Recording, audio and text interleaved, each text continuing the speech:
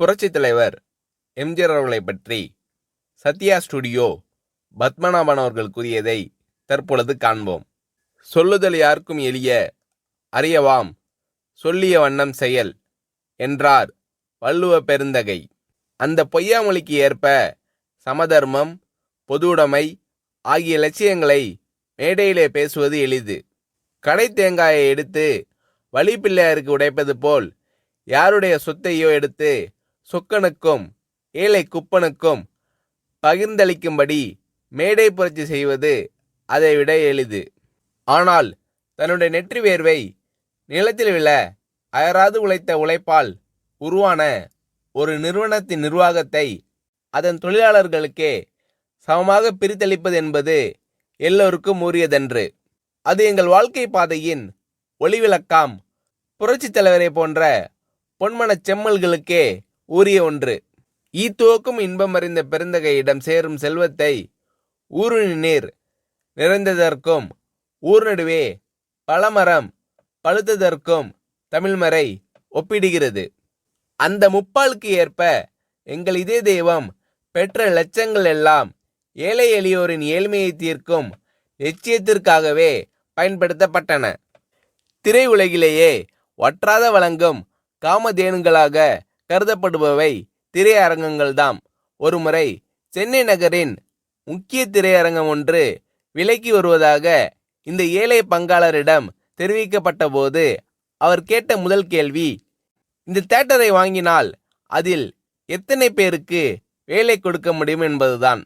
பொதுவாக ஒரு நிறுவனத்தை வாங்கும்போது லாபம் வரும் என்றுதான் எல்லோரும் கேட்பார்கள். ஆனால் பள்ளி ரோம்பும் பண்படைத்த இந்த பாரி வள்ளலோ அதனால் தனக்கு என்ன பலன் என்று கேட்காமல் பயனடைவோர் பட்டியல் எவ்வளவு என்று கேட்டார். நட்டத்தில் நடைபெறும் ஒன்று என்று தெரிந்திருந்தும் பலருக்கு வேலைவாய்ப்பு அளிக்கக்கூடிய ஒன்று என்ற ஒரே காரணத்தால் தான் மகாலட்சுமிகளான மவுண்ட் ரோடு தியேட்டர்களை எல்லாம் விட்டுவிட்டு சத்யா படப்பிடிப்பு நிலையத்தை அவர் வாங்கினார். அவரது உடல் மட்டுமல்லாது அவரது உள்ளமும் இவ்வாறு சொக்க தங்கமாக இருந்ததால்தான் இன்று இந்த வையகமே அவரது புகழை பாடி நிற்கிறது. முத்தமிழ் மண்டலம் மட்டுமல்லாது இந்தியாவே இன்று அந்த நம்பிக்கை நட்சத்திரத்தின் விழியசைவிற்கு காத்திருக்கிறது. இந்த ஈகை குணமும் கொடைத்தன்மையும் இன்று நேற்று வந்ததல்ல. சிலருக்கு தேர்தல் தேதி அறிவிக்கப்பட்டவுடனே நினைவுக்கு வருகின்ற கண் சிகிச்சை முகாம் போன்ற கண்கட்டி வித்தை அல்ல அது. இரத்தத்தின் இரத்தமான என் உடன்பிறப்பை என்று அவர் அழைப்பது அவரது உதட்டில் இருந்து வரும் சொல்லல்ல, அது அந்த வள்ளலின் இதயத்திலிருந்து வரும் இதய கீதம்.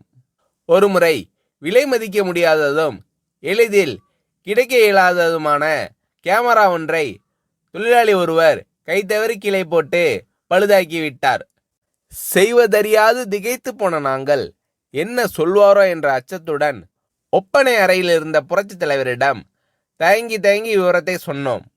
ஆனால் அந்த தனிப்பிறவியோ பல லட்சம் விலை மதிப்புடைய கேமரா பழுதடைந்து விட்டதே என்று பதறவில்லை, உடைத்தவர் மீது சீரவில்லை. அதற்கு மாறாக அந்த தொழிலாளியை அழைத்து உனக்கு அடி எதுவும் படவில்லையே என்று தாயன்போடு விசாரித்தார். பயப்படாதே, ரிப்பேர் செய்து கொள்ளலாம் என்று சிரித்த முகத்தோடு தட்டி கொடுத்து அனுப்பினார். பிறகு எங்களை நோக்கி, மதுரைக்கு வயதாகிவிட்டதல்லவா, அவரை கனமான கேமராவை தூக்க சொல்லலாமா, இனி யாராவது ஒரு இளைஞனை அவருக்கு உதவியாளராக அமர்த்துங்கள் என்றார். அச்சத்தோடு அந்த அறைக்குள் நுழைந்த நாங்கள் அச்சடித்த பதுமைகளாக அதிசயத்து நின்றோம். இப்படிப்பட்ட இதய கீதங்களை 27 ஆண்டுகளுக்கு மேலாக அருகில் இருந்து சுவைக்கும் பெரும்பேறு பெற்ற சிலரில் நானும் ஒருவன். ஈரோட்டு வெண்தாடி வேந்தரின் வீட்டில் கட்டி தயிர் உண்டு வளர்ந்த செல்ல பிள்ளையான நான் அவருடைய அரசியல் வாரிசான பேரறிஞர் அண்ணாவினால் பத்மநாபா என்று அழுத்தமாக அழைக்கப்பட்டு கரிமுட்டை லாரியில் உடன் சென்றும் உடை துவைத்தும் பணிவிடை செய்த தொண்டன். இன்று அந்த இங்கர்சாலின் இதே கனியான புரட்சி தலைவரின் ராஜசபையில் நானும் ஒரு அங்கம் என்று எண்ணும்போது என் தோள்கள் அந்த தேவனின் புகழை எண்ணி எண்ணி பூரிக்கின்றன. இதழ்கள் என் தலைவனின் புகழ் பாடி பாடி துடிக்கின்றன. இமைகள் அந்த சான்றோனின் தரிசனம் கண்டு கண்டு கழிக்கின்றன. ஏனெனில் என் தலைவனின் அத்தாணி மண்டபத்திலே நித்தில குவியல்களுக்கு மதிப்பில்லை. என்றும் நிலைத்து நிற்கும் நீதிக்குதான் மதிப்பு. ஊரை அடித்து உலையில் போடும் உளுத்தர்களுக்கு அங்கு இடமில்லை.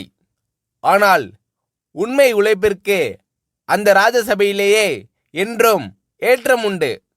அந்த தேவ சபையிலேயே ஓடுபோரும் உயர்போரும் ஒப்பர்தான். உற்றாரும் ஒன்றுதான், ஊர்கோடி உலகப்பனும் ஒன்றுதான். அவ்வளவு தூரம் ஏன்? காரி உமிழும் கடைமகனையும் தன் மகன் போல் மடியேந்தி உயிர் காக்கும் உத்தமர் அவர். இன்னா செய்தார்க்கும் இனிய செய்வதே அவர் இயல்பு. கொல்ல வந்த கொடியோரையும் அன்பொழுக அண்ணன் என்று அழைப்பதே அந்த அண்ணலின் சால்பு. அவரை எதிர்த்தோர் என்றுமே வாழ்ந்ததில்லை. அது அவருடைய ராசி. குடைநிழலிலிருந்து குஞ்சரம் ஒருவராக இருந்தாலும் அவரது கடைவிழி சிவந்தாலே கரியாகி போவார். இது வரலாறு. ஆனால் ஆண்டவனை நம்பினோர் மட்டுமல்ல, இந்த ஆண்ட கையை நம்பினோரும் கைவிடப்பட்டதில்லை. அதற்கு அந்த ஆலமரத்தின் நிழலில் இளைப்பாரி கொண்டிருக்கும் நாங்களே இரத்த சாட்சிகள்.